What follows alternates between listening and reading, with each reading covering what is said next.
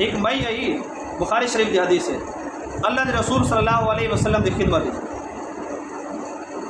اللہ دے رسول صلی اللہ علیہ وسلم حارثہ بن سراقہ دی والدہ ہے حضور دی خدمت چاہیے آخر یا رسول اللہ میرا بیٹا بدر شہید تھی گئے میرا بیٹا غزوہ بدر شہید تھی گئے ہوں میں کو دسو میرا پتر کتھا ہے اگر تو ہے وہ جنت تو میں صبر کر دیا اگر وہ جنت کہ نہیں تو پیچھے میں انہیں تے جزا فضا کرا اپنا غم کرا انہیں تے اللہ دے رسول صلی اللہ علیہ وسلم نے ارشاد فرمائے کہ دیکھ اللہ دی ہک جنت نہیں اللہ دیا کئی جنت ہیں اور تیرا بیٹا اللہ دی سب تو اچھی جنت جنت الفردوس ہے تو شہید کتنا ہونے اعلیٰ جنت جنت الفردوس ہے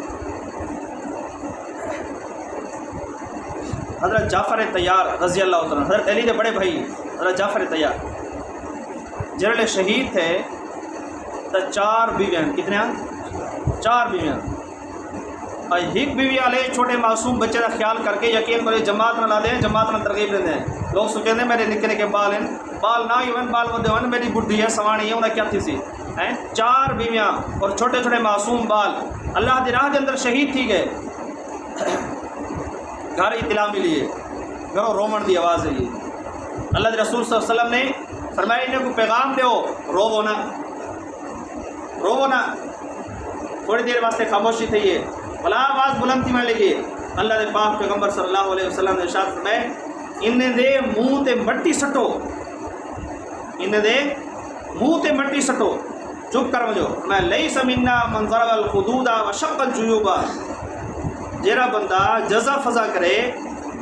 دھاڑا مارے ہائے ہائے کرے فرمایا او ساری امت جو